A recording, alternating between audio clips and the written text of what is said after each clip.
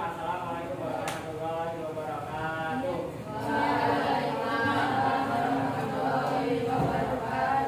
Selamat siang.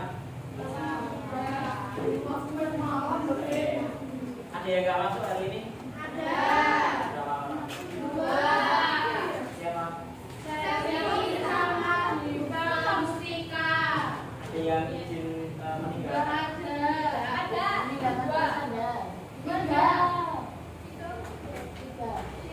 Fitri, Zahra, Asa. Ada tuh di bawah itu loh, namanya saat. Oh. Yang di lapangan itu loh. Oke. Sebelum kita mulai pembelajaran bijak ini, kita awali dengan membaca bacaan basmalah bersama.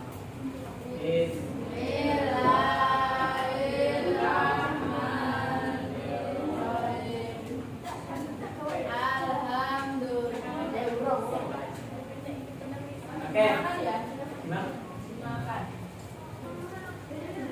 Boleh sambil minum, boleh sambil makan-makan.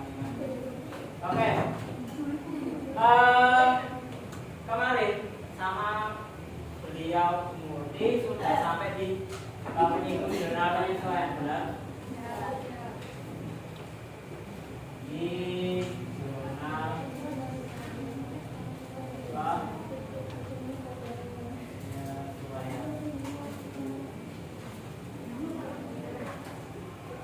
kenapa harus dibuat jurnal penyesuaian? Kenapa? Ada yang tahu nggak kenapa? Kenapa kok harus dibuat jurnal penyesuaian?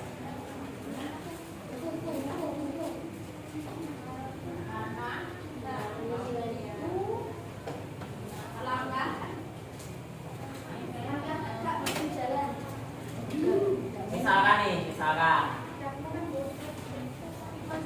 di tahun berjalan itu kalian bayar biaya sewa. Soalnya ada keterangan membayar biaya sewa untuk 5 bulan ke depan, padahal pembayarannya bulan November. Kalau tahun buku biasanya sampai bulan apa? Sampai bulan apa kalau tahun buku biasanya? Paling akhir itu tutup buku biasanya sampai bulan apa? Desember. Kalau pada bulan November itu membayar biaya sewa sebesar 5 juta. 5 juta saat ini untuk 5 bulan. Nah, apakah di tahun itu biaya 5 juta itu masuk semua? Enggak. Karena ada yang harusnya untuk tahun berikutnya. Nah, itu masuknya apa? Kalau di sini tertulisnya itu biaya sewa, kan harus disesuaikan. Nah, fungsinya itu karena enggak setiap ada yang di neraca saldo itu untuk anggaran di tahun berjalan. Ada juga yang beban-beban itu sebenarnya untuk di periode selanjutnya. Makanya harus dibuat jurnal penyesuaian. Nah, jurnal penyesuaian ini hampir sama seperti di perusahaan jasa. Dari kalau ada kalau ada kesalahan juga dibuat penyesuaian. Terus kalau ada selain kesalahan apalagi yang perlu dibuat jurnal penyesuaian? Pembayaran sewa, hutang biaya, hutang pendapatan, ya beban. Misalkan kalian menerima pendapatan apa ya, yang bisa diterima di muka itu kira-kira apa? Biasa. Kalian punya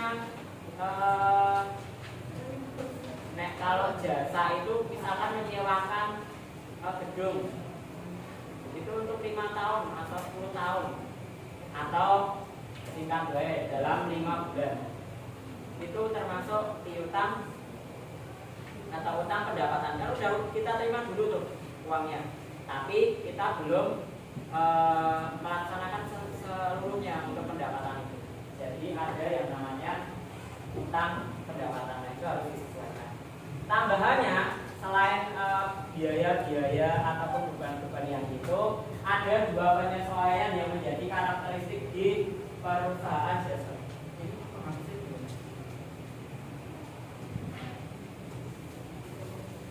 Ada 2 karakteristik yang menjadi penyesuaian di akuntansi perusahaan jasa. Itu adalah yang namanya penyesuaian untuk persediaan barang jasa. Jadi ada yang namanya itu persediaan barang.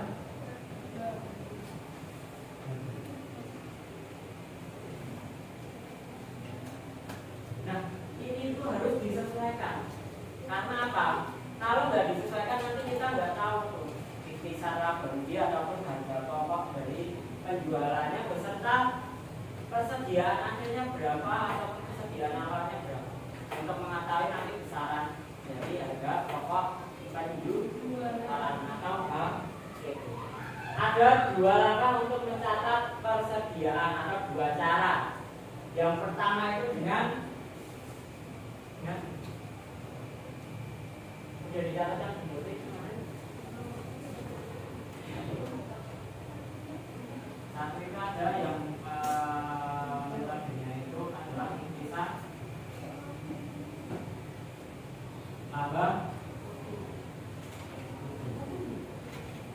Yang satunya metode harga pokok penjualan atau KPP.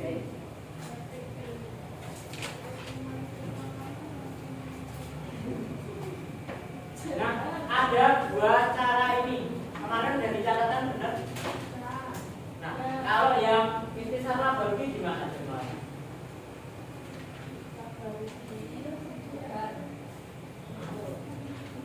Persediaan, adanya betul persediaan. Oke. Persediaan barang dagang.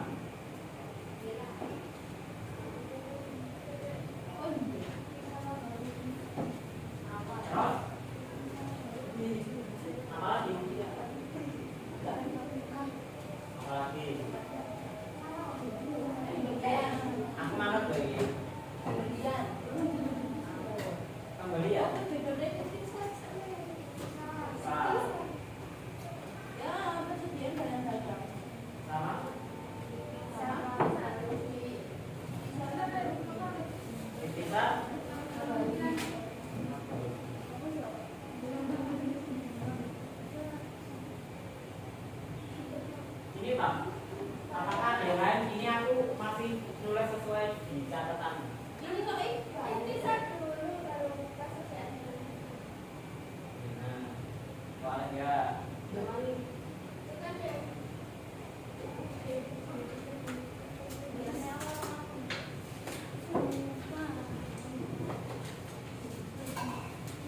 ada 2. Jadi nyatanya kalau yang intisan laba itu ada 2 penyesuaian. Untuk penyesuaian persediaan awal, karena ada persediaan awal tuh. Nah, persediaan awal itu disesuaikan, dihilangi menjadi di kredit. Makanya di situ ada intisan laba rugi sama persediaan barang. Ini untuk yang awal akhir. Untuk nandainya dikasih not ya, biar ingat tidak kembali. Yang kedua,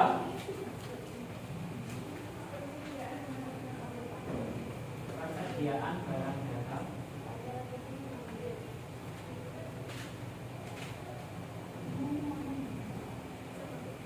Ini yang nanti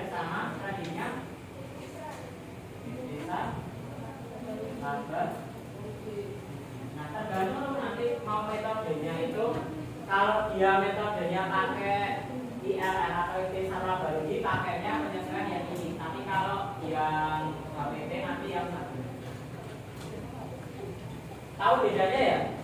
Yang awal itu biasanya yang ada di neraca. Nah, di neraca itu udah ada persediaan yang ada di sini.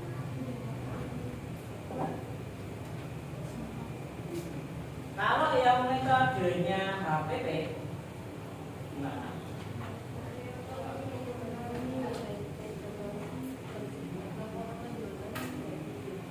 HPP adalah pokok penjualan.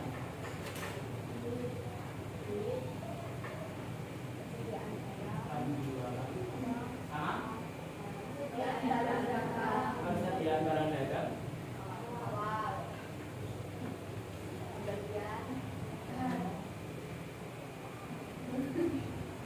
Ini yang awal ya, benar?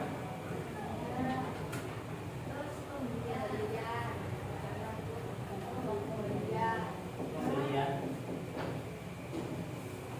Terus biaya angkut. Yo, penangkut sama. Bukan angkut, pembelian. Terus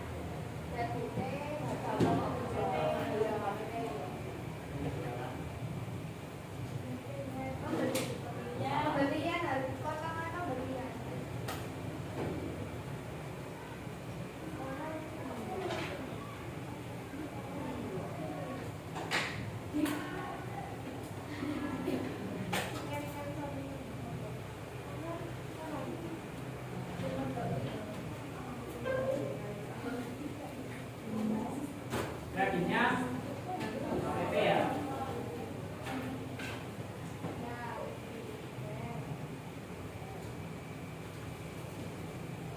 HPP awal materi ini. Tidak ada.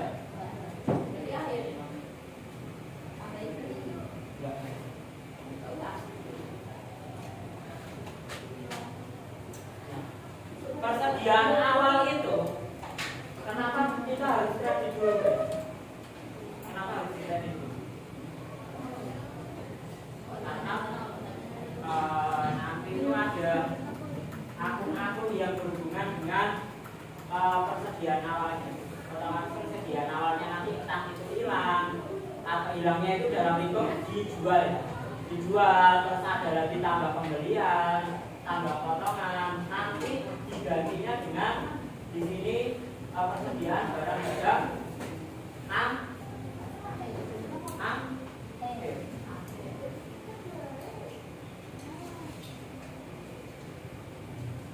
ada yang namanya persediaan barang dagang akhir. Sudah dicatatkan soal Bu Murti kemarin?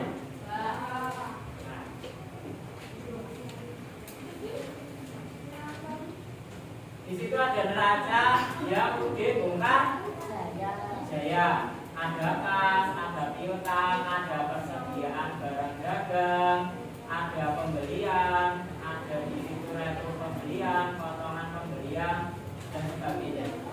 Juga di situ ada akun-akun yang lain ya, dari akun nomor 1 sampai nomor 101 sampai 603, benar? Nah, misalkan itu diketahui di soal itu persediaan barang dagangnya itu 15 juta di neraca. Nah, itu persediaan awal apa akhir? Awal. Kalau nanti persediaan akhirnya itu senilai 10 juta.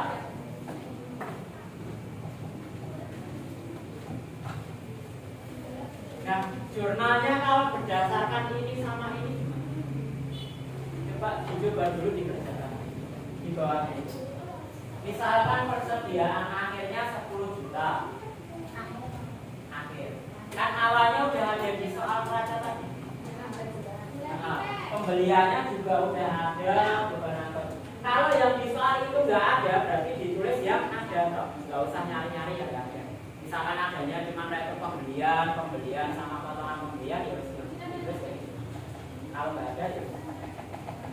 Oh, ditulis bedanya antara saldonya nanti yang kikisan abadi jurnal penyelesaiannya gimana, terus harga pokok penjualan berdasarkan soal tadi dan saldo akhirnya 10 juta misalnya. Boleh diskusi satu meja.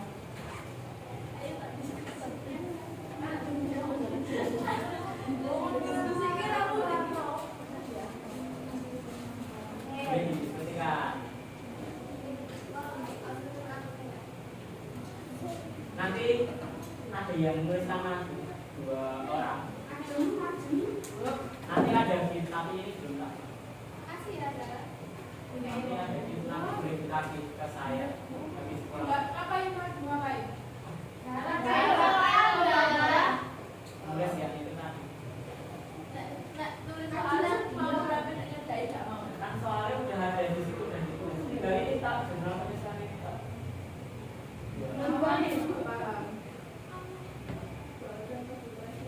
Kasih waktu 15 menit.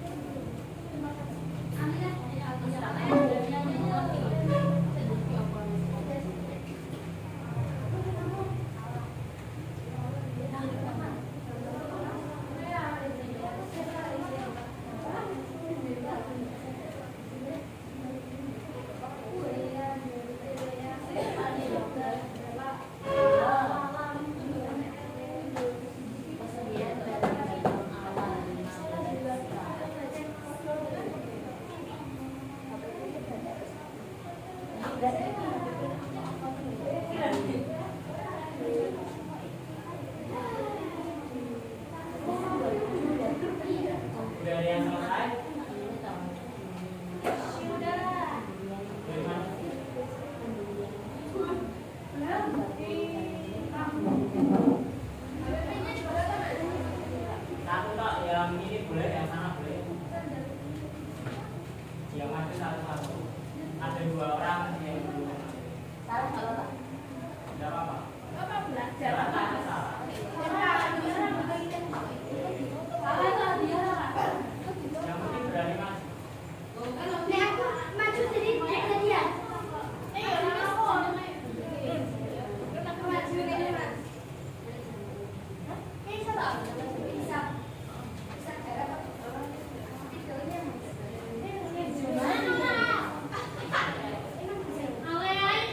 gila cuy. Kalau enggak mau terus sepi. Yang oleh yang lihat. Ini apa ya, Mas?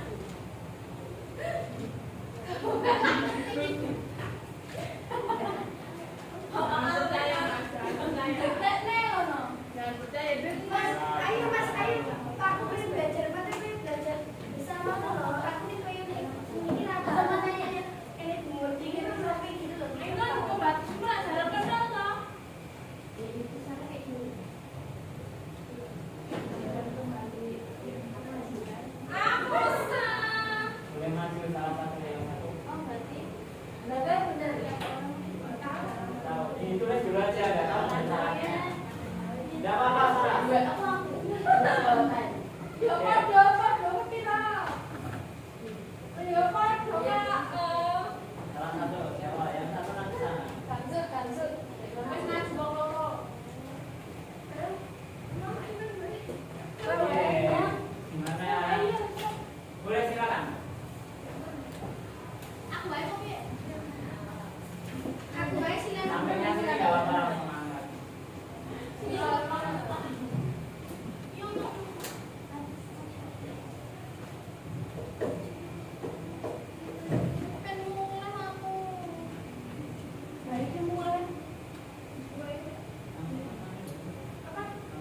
Langsung gue yang apa nih?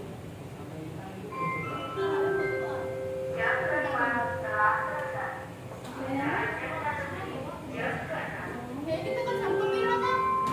Bisa kan? Ini gimana ya?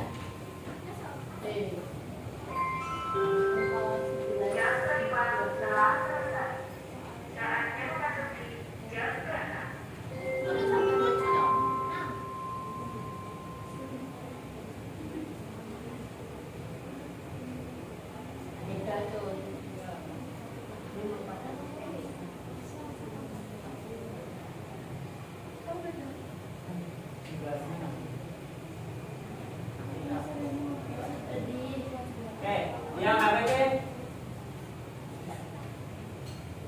ini nanti ke ini ya, kampus ya, namanya siapa enggak apa. Wah, itu hadiah tuh Mas. Kan Mas gak mau nih. Itu. Kamu lagi itu. Ya udah lah.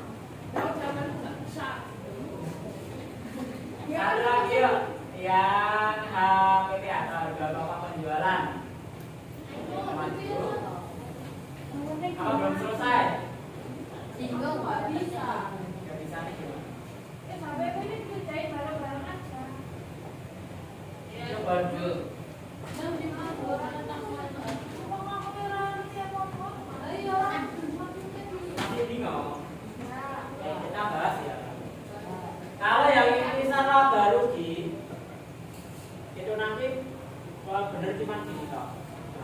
Cuman ditulis persediaan barangnya berapa sama nanti dibilang laba rugi. Terus yang ini juga sama. Cuman kayak gini aja. Ada yang beda. Nah, kalau yang harga pokok penjualan metode HPG itu nulisnya dari sini dulu, dari yang ada di data. Kemudian awalnya berapa? 15. Nah, ini diketahui dari neraca saldo. Pembeliannya berapa?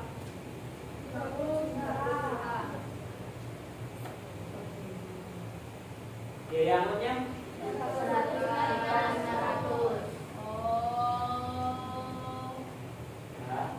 Nah, ini dijumlah jadi berapa ini? 45465. Ini masuk ke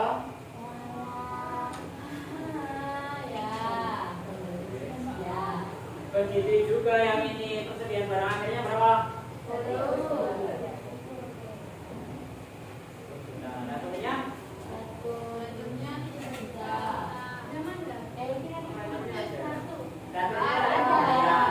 Nggak ada, berarti dikosongi. Kalau nggak ada potongan pembeliannya ada nggak? 400.000. Nah ini berapa?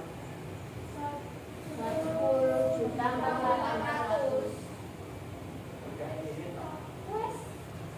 Cuma tulisannya cuma ini.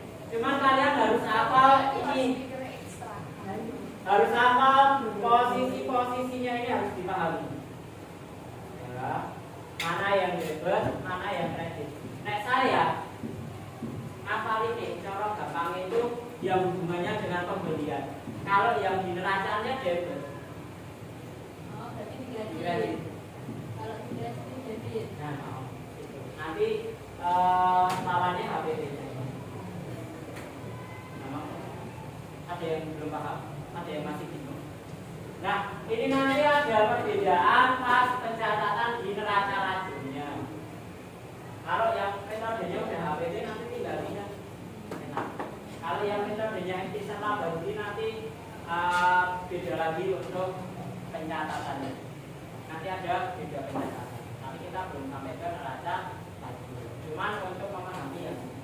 Misalkan kalau tadi itu ada itu pembeliannya 1.500.000, berarti tinggal dimasukkan ke retur pembelian. Tinggal ditambahkan aja 11.900.000. Jadi yang paling mendasar yang harus ada itu ya persediaan barang dagang awal sama persediaan barang dagang akhir. Kalau yang lainnya itu opsional.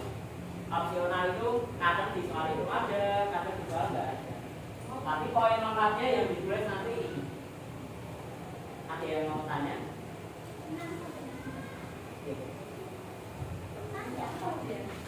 Boleh. Yang belum paham? Apanya?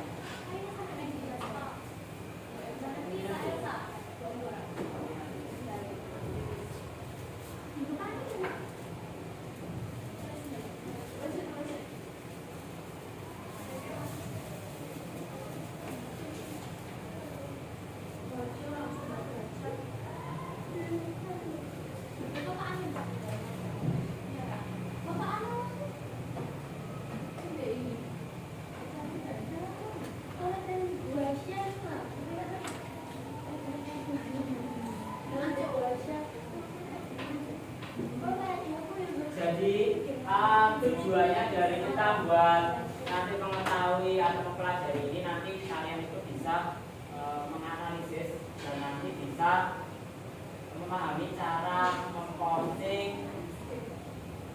jurnal penyesuaian dan menganalisis bagaimana jurnal penyesuaian itu yang baik dan tepat. Mau ditulis dulu? Boleh. Nanti mungkin kalau dari soal kemudian nanti akan ada kasus lagi. Cuman ini tak kasih contoh yang sederhana. Boleh dituliskan di bawahnya situ. Nanti kalau kemudian nambah dari neraca saldonya mau ditambah soal lagi di bawahnya enggak berpengaruh karena masih satu pesan itu.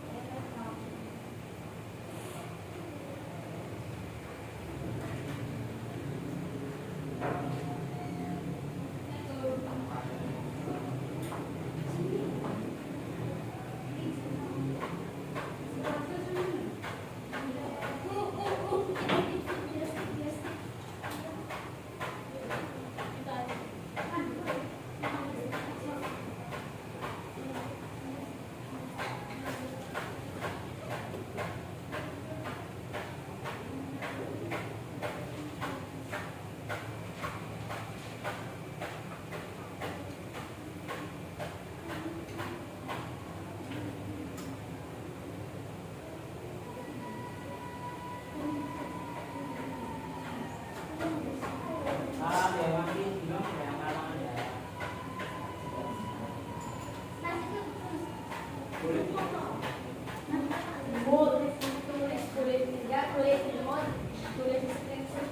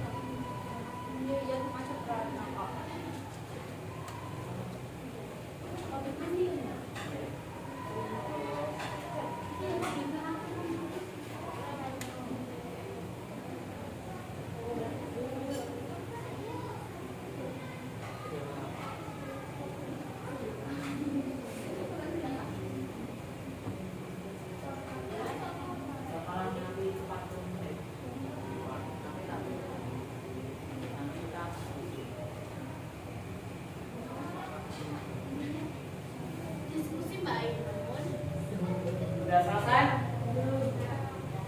Oke, sambil menunggu ya. Kira-kira dari jurnal penyesuaian itu ada yang nggak paham?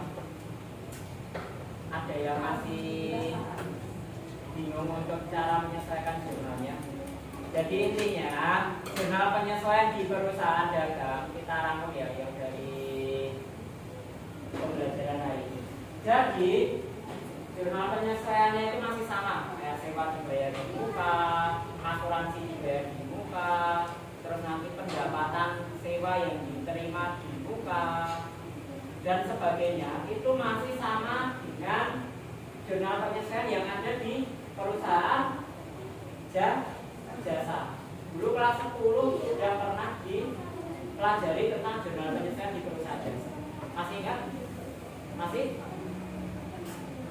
Dulu nggak mungkin sekarang.